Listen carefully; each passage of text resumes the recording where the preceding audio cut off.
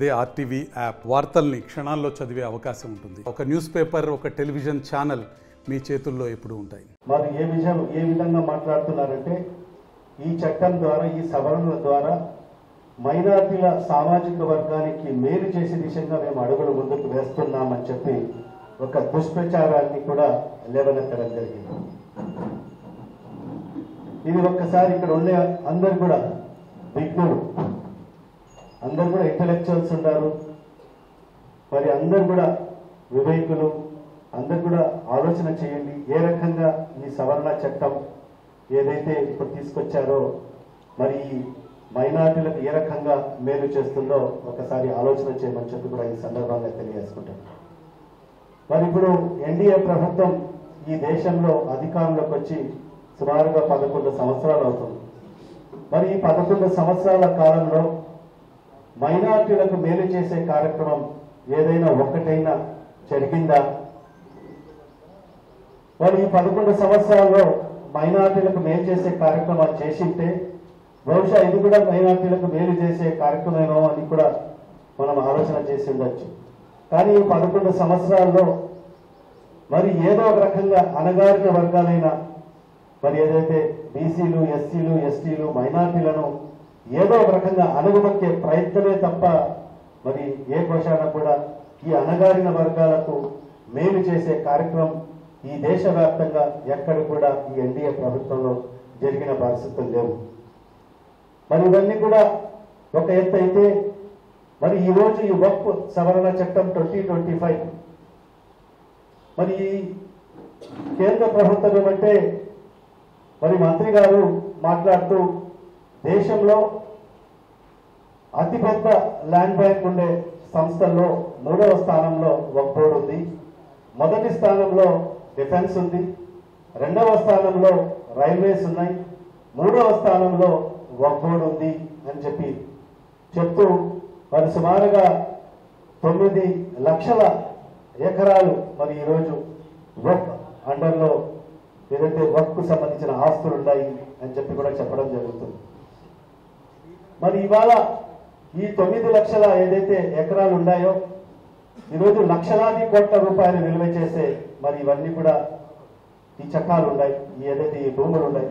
మరి దాన్ని ఏదో ఒక రకంగా ఈ ప్రభుత్వం హస్తగతం చేసుకోవాలి అనే ఒక దురాలోచనతోనే మరి ఈరోజు వక్ఫ్ సవరణ చట్టం తీసుకొచ్చిందని చెప్పి కూడా మరి ఈరోజు ఒక ముస్లింలే కాదు, ఏదైతే ప్రజాస్వామ్య వాదులందరూ కూడా మరి దీన్ని బలంగా నమ్ముతున్నారు.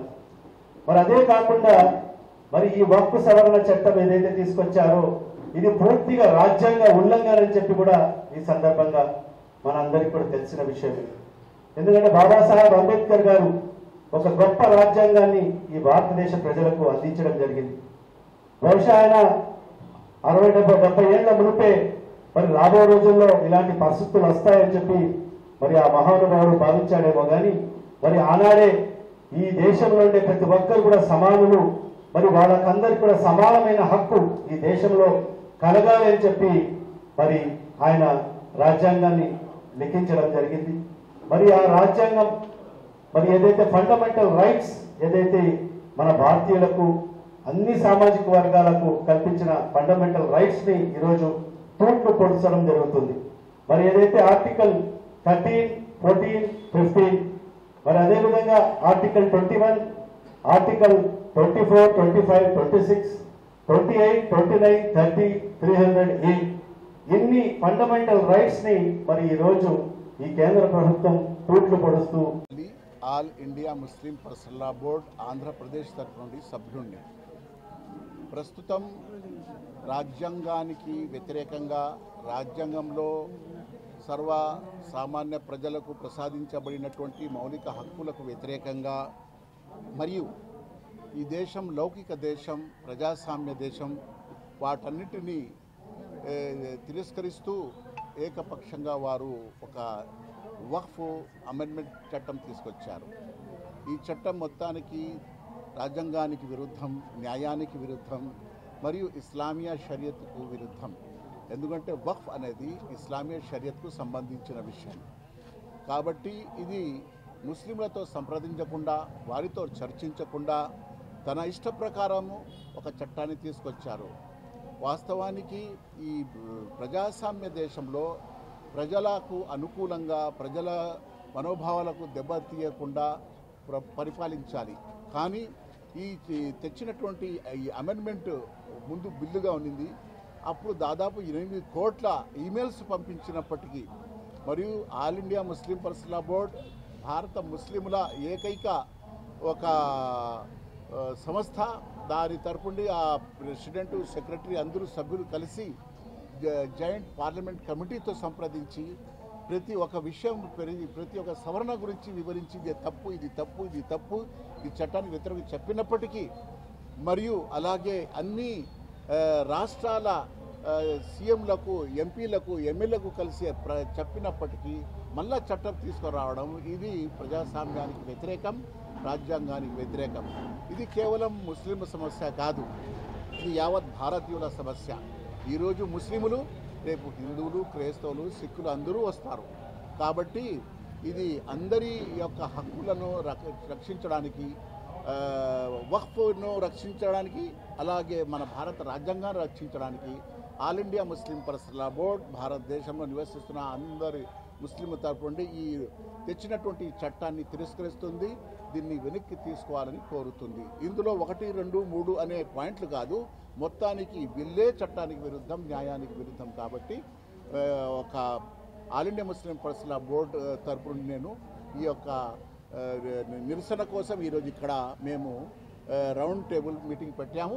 అందులో ముస్లింలు, హిందువులు, క్రైస్తవులు, దళితులు, లౌకికవాదులు అన్ని పార్టీల వాళ్ళు వచ్చి ఈ యొక్క పర్సనల్ లా బోర్డు చేపట్టినటువంటి కార్యంలో పాల్గొని మేము సహకరిస్తాను ముందుకు వచ్చారు. కాబట్టి భారతీయులందరూ ఈ అన్యాయానికి, ఈ నల్ల చట్టానికి వ్యతిరేకంగా మాతో సహకరిస్తారని ఆశిస్తున్నాము. భవిష్యత్తులో రాజ్యాంగానికి కట్టుబడి మరియు నైతిక విలువలకు కట్టుబడి మేము పోరాడుతాము. రోడ్ల మీదకి వస్తాము, ధర్నాలు చేస్తాము, ర్యాలీలు చేస్తాము, మహాసభలు చేస్తాము, మానవ హారాన్ని కూడా నిర్వహిస్తాము, పురుషులు, స్త్రీల యొక్క ర్యాలీలుగా తీస్తాము. ఏవైతే రాజ్యాంగ పరిధి నుండి చేయాలనో అవి చేస్తాము.